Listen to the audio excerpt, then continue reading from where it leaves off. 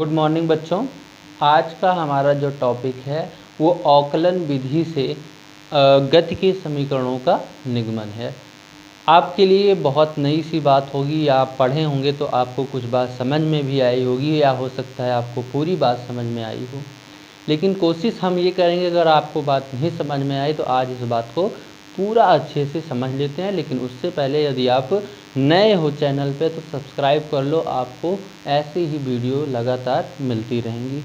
चलिए देखते हैं और हेडिंग डालते हैं, लिखते हैं अवकलन विधि द्वारा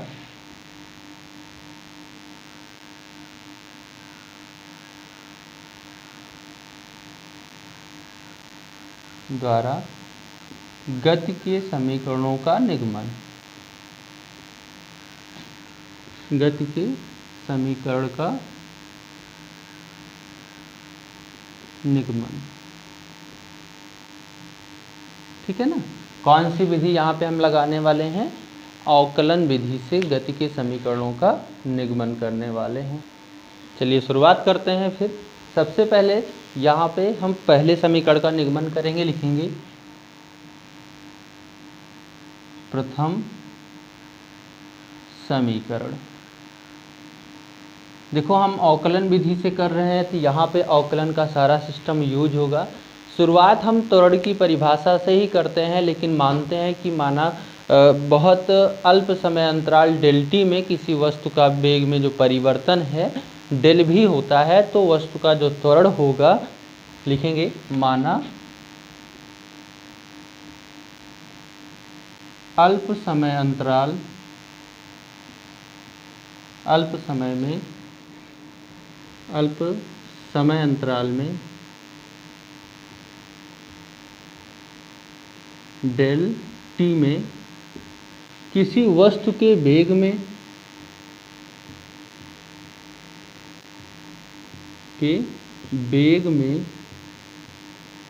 डेल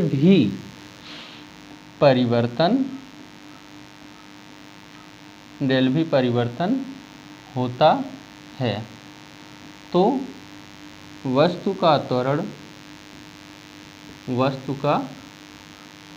वेक्टर ए बराबर क्या हो जाता है? dv अपान dt। ये हमने पीछे पढ़ा था, है ना, कि कौन सा त्वरण था? ये ताक्षणिक त्वरण था। उसमें क्या था कि जब हम बहुत अल्प समय अंतराल को लेते हैं तो उसमें किसी वस्तु के वेग में भी परिवर्तन बहुत छोटा सा होगा, क्योंकि बहुत कम समय लिया मैंने तो वेग पे परिवर्तन भी बहुत कम होगा। लेकिन वेग में परिवर्तन कम हो सकता है, समय कम हो सकता है, लेकिन उसका त्वरण कम नहीं होगा। तो वही बात यहाँ पे हमने मान रखी है कि माना कोई वस्तु था, माना कोई पिंड था जो बहुत कम समय अंतराल डेल टी में उसके जो वेग में परिवर्तन हो रहा है वो कितना हो रहा है?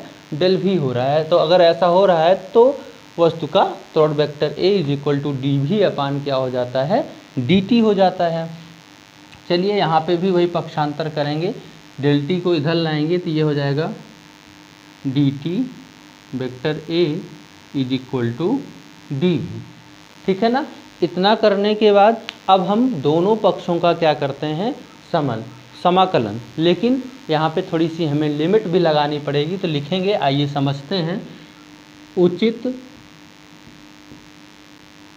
लिमिट की हिंदी क्या होती है? सीमा। उचित सीमा के अंदर दोनों पक्षों का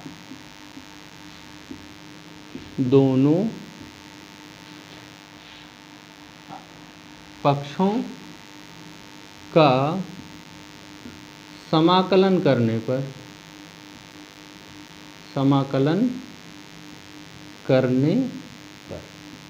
अब ये सीमा क्या है, समाकलन क्या है, ये नई बात हो सकती है आपके लिए, लेकिन आइए हम आपको पूरी बात समझाते हैं। उचित सीमा के अंदर दोनों पक्षों का अवकलन करना है हमें, यानी कि जिन राशियों का हम समाकलन करने जा रहे हैं उनकी लिमिट क्या है, वो कहाँ से शुरू हो सकती हैं और कहाँ पे ख़त्म हो सकती हैं।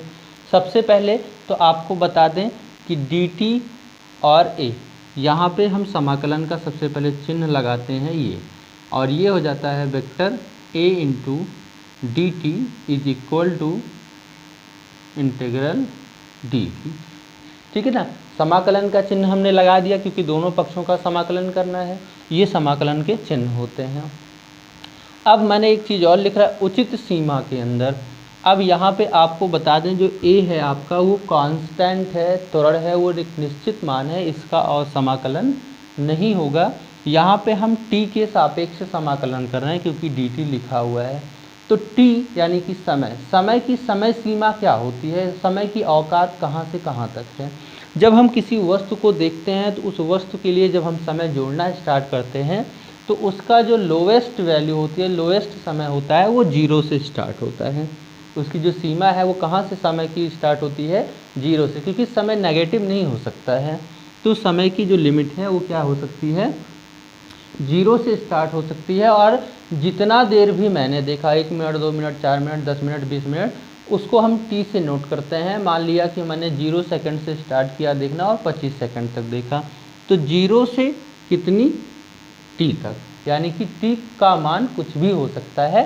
0 से छोड़ करके आप 1 से लेकर जितना भी हो सके, वो दशमलव भी में मान हो सकता है, लेकिन हमें मतलब किससे है कि समय की समय सीमा जो है, वो लिमिट जो है वो 0 से लेकर t सेकंड तक हो सकती है, 0 से कम नहीं हो सकती है।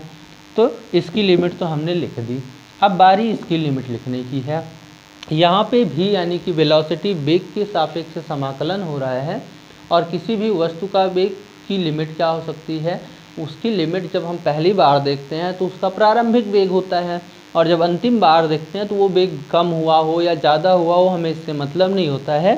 तो उसकी लिमिट क्या होती है, प्रारंभिक वेग जब पहली बार देखा और जब अंतिम बार देखा तो अंतिम वेग यानी कि उसकी जो लिमिट है u से स्टार्ट होती है और v पर समाप्त होती है। तो इसकी जो लोएस्ट वैल्यू है वो u होगी, और जो इसकी हाईएस्ट लिमिट है वो कितनी हो सकती है, v हो सकती है। ठीक है ना। अब हम समाकलन करेंगे इनका। चलिए, तो a बाहर है आपका क्योंकि ये कांस्टेंट है, और इसकी लिमिट 0 से कितनी है, t है। dt इज इक्वल टू इसकी लिमिट u से लेकर के v तक है, और ये dv है। ठीक है। लिमिट का आपको एक फार्मूला बता देते हैं, बहुत ही इम्पोर्टेंट फार्मूला है। जैसे कोई भी संख्या है, या वैसे तो कांस्टेंट जो होते हैं उनका समाकलन नहीं होता है, सिर्फ चर राशियों का समाकलन होता है। जैसे आपको लिखा गया x dx, इसका समाकलन करो, यानी कि x का समाकलन x के सापेक्ष करना है। तो इसका उत्तर क्या आएगा, हम क्या करते हैं कि समाकलन करने में जो भी घात होती है उसकी घात में एक जोड़ देते हैं, और जो जोड़ने पे घात आती है वही घात हम बटे में लिख देते हैं। यानी कि x का जो समाकलन होगा वो x की घात अभी तक 1 थी, 1 और जोड़ेंगे तो 2 हो जाएगी, और बटे क्या कर देंगे 2, ये हो जाएगा x²/2। ठीक है। अच्छे से याद रखना, बहुत इंपॉर्टेंट बात है कि x का समाकलन यदि हम x के सापेक्ष करते हैं तो घात में एक जोड़ दिया जाता है, और जो कुल घात आती है उसी घात को हम बटे में लिख देते हैं। तो x की घात 1 थी, जब मैंने उसका समाकलन किया तो एक और जोड़ दिया गया और टोटल घात आई, तो वही घात हम बटे में लिख देते हैं। एक और उदाहरण लिख लेते हैं, जैसे आपको ये बात कम समझ में आ रही है। जैसे आपने किया x² का x के सापेक्ष समाकलन करो, तो आप ये ऐसे लगाते हैं और dx लिखते हैं। dx बता रहा है समाकलन करना है, ये समाकलन का चिन्ह है। अब इसकी घात 2 है तो यहाँ पे 2 में 1 जोड़ देंगे, और 2 1 कितना हुआ 3, यानी कि x³ 3। ठीक है। अगर x की घात 3 होती तो x की घात 4/4, ये इसका उत्तर होता। तो आइए देखते हैं इन लोगों का समाकलन क्या हो सकता है।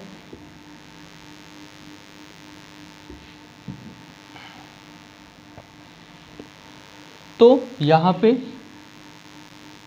1 है, यहाँ पर भी कितना है 1, क्योंकि किसी भी संख्या में हम 1 से गुणा कर सकते हैं।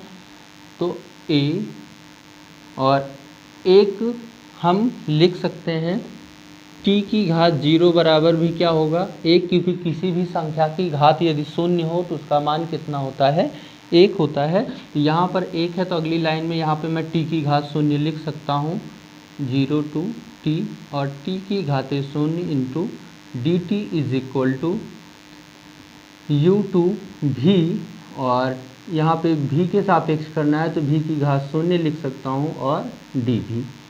ठीक है। अगली लाइन में समाकलन करेंगे, एक ब्रैकेट लगाते हैं क्योंकि लिमिट लगी हुई है और t की घात 0 है। अब हमें समाकलन t के सापेक्ष ही करना है तो घात में 1 जोड़ेंगे, तो 0 में जब 1 जोड़ेंगे तो घात 1 हो जाएगी और बटे 1 कर देंगे, अर्थात फाइनली जो आएगा वो t आएगा। और लिमिट इसकी क्या है 0 to t is equal to, अब v की घात 0 है तो इसका भी समाकलन भी ही हो जाएगा क्योंकि 1 जोड़ना पड़ेगा, ये हो जाएगा v और इसकी लिमिट क्या है u टू v। अब बड़ी बात आपके लिए है लिमिट को हम क्या करेंगे, ये कैसे होगा इसका हल, तो बहुत सिंपल सा है। लिमिट में हम सबसे पहले अपर लिमिट लिखते हैं फिर लोअर लिमिट लिखते हैं। कैसे लिखते हैं बहुत अच्छे से समझना, upper limit minus lower limit, यानी कि ये जो लिमिट है यानी कि t है, t का मान इसके स्थान पे रखेंगे। जैसे यहाँ पे 2 होता तो t के स्थान पे क्या लिखते 2, फिर ऋण लगाते, फिर t के स्थान पे 0। यहाँ पे अगर 10 होता तो यहाँ पे हम क्या लिखते कि t के स्थान पे 10, ऋण लगाते, फिर 0 लिखते। ऐसे ही आपको लिमिट रखनी है, तो t के स्थान पे हमें पहले t ही लिखना होगा, फिर माइनस, फिर t के स्थान पे 0, ये लिमिट रखो। ठीक, ऐसे ही लिमिट रखा जाता है। अब v के स्थान पे पहले v ही रखना है क्योंकि अपर लिमिट कितनी है v है, फिर माइनस लगाना है, फिर लोअर लिमिट रखना है और v की वैल्यू कितनी है, दूसरी लिमिट कितनी है u। ये लिमिट रख उठा। अब बारी है इनको हल करने की, a का गुणा इसमें होगा, ये हो जाएगा 80, 0 में कोई मतलब नहीं है और यहाँ बचा v माइनस u। v की वैल्यू अगर हम यहाँ से निकालते हैं तो v को यहीं छोड़ देते हैं, u आपका माइनस में उधर जाएगा तो प्लस में, तो ये हो जाएगा u प्लस 80। ये आ गया गति का पहला समीकरण। ठीक है ना।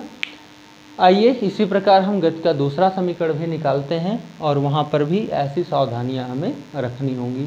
ठीक है, इसको मिटाते हैं, आप रोक के लिख भी सकते हैं, वैसे बुक में दूसरे सिस्टम से दिया गया है लेकिन मैं आपको आसान विधि से बता दे रहा हूँ।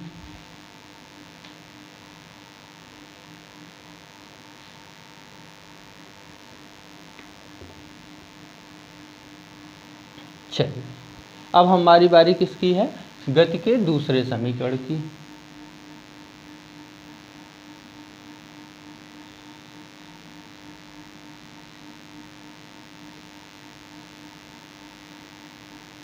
गति का दूसरा समीकरण आप सबको पता है किस चीज़ का है, दूरी का है। बहुत ही आसान सा समीकरण है, इसको भी आपको अच्छे से याद रखना होगा। चलिए हम जानते हैं वेग बराबर क्या होता है, ds बटा dt, है ना। यहाँ पे हम मानेंगे माना कोई गतिशील वस्तु है जिसका एक अल्प विस्थापन अल्प समय डेल्टी में होता है, तो उसका जो वेग होगा वो कितना होगा। माना कोई पिंड अल्प समय डेल टी में डेल एस दूरी तय करता है, तो पिंड का तात्क्षणिक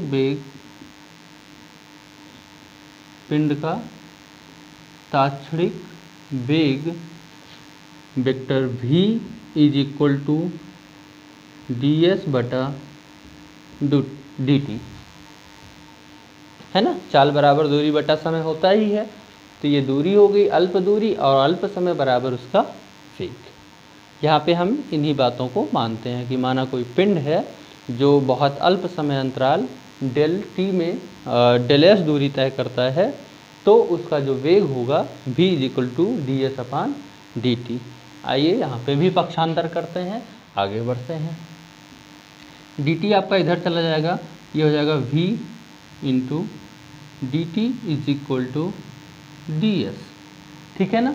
v की वैल्यू हमने पीछे निकाल रखी है, v की वैल्यू कितनी आई है, v बराबर u प्लस 80, तो जहाँ पे v है वहाँ पे हम लिखेंगे u प्लस ए टी और d t is equal to कितना हो जाएगा डी एस। डी टी को अंदर भेजेंगे, ये हो जाएगा u into d t plus a t into d t is equal to d S.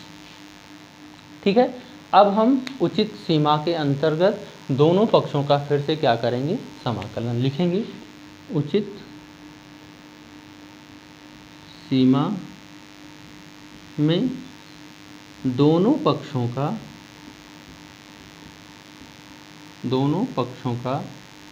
समाकलन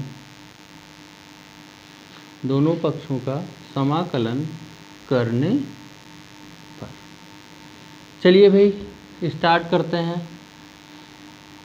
यहाँ पे t के सापेक्ष समाकलन करना है, यानी कि t की लिमिट यानी कि समय की लिमिट लेनी है, तो u आपका बाहर हो जाएगा और ये हो जाएगा dt, और t की लिमिट 0 से कहाँ तक होती है, t तक होती है। प्लस यहाँ पे भी t के सापेक्ष समाकलन करना है, तो t तो रहेगा लेकिन a बाहर हो जाएगा, तो a बाहर t इंटू डी टी, और इसकी भी लिमिट वही 0 से लेकर के कहाँ तक है, t तक है। आगे है ds, ये आपका हो जाएगा ds। ds क्या है, दूरी क्या है, 0 से लेकर के s तक दूरी हो सकती है, यानी कि बिना चले आप 0 चलेंगे और जब चलना शुरू करेंगे तो मान लो s दूरी आप तय करते हैं, तो जो दूरी की लिमिट होगी 0 से लेकर कहाँ तक होगी, s तक होगी। आइए समाकलन के रूल अप्लाई करते हैं और समाकलन करते हैं। अगली लाइन में हमें क्या करना है, u बाहर है, dt के सामने 1 है, 1 मतलब t की घात 0, और t की घात 0 का समाकलन क्या होगा, t होगा। ये हो गया समाकलन, लिमिट क्या है 0 से लेकर t तक, प्लस a है। अब यहाँ पे t बचा हुआ है, t का समाकलन क्या हो जाएगा, अभी मैंने बताया था, तो इसका समाकलन हो जाएगा t²/2। इसका समाकलन लिखेंगे t²/2 और इसकी लिमिट 0 से लेकर t तक। ds यहाँ पे 1 होगा, 1 का मतलब s की घात 0, s की घात 0 का समाकलन क्या हो जाएगा, s हो जाएगा, और इसकी लिमिट 0 से लेकर के s तक है। आगे बढ़ते हैं, यहाँ पे लिमिट रखते हैं, ये हो जाएगा आपका u बाहर है, t के स्थान पे पहले t फिर -0, फिर प्लस है, a लगा दिया, t के स्थान पे t, तो ये हो जाएगा t²/2, फिर माइनस, फिर t के स्थान पे कितना रखेंगे 0/2 इज इक्वल टू s के स्थान पे s माइनस, फिर s के स्थान पे कितना 0। हल करते हैं, u को अंदर भेजेंगे, ये हो जाता है हमारा ut, और 0 से गुणा करने पे कोई मतलब नहीं है, प्लस a को अंदर करेंगे, ये हो जाएगा at²/2, अंदर गुणा करेंगे तो ये 0 हो जाएगा, कुछ ही मतलब का नहीं। यहाँ पे s ही बचा हुआ है, ये आपका आ चुका है, s बराबर, इसे आप लिख सकते हैं s बराबर ut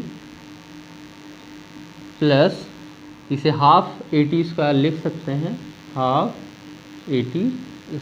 ये आ गया गति का दूसरा समीकरण, ठीक है ना। अब हम आपको गति का तीसरा समीकरण अगली वीडियो में बताएंगे, तब तक इसे आप अच्छे से लर्न करिए, याद करिए, पढ़ते रहिए।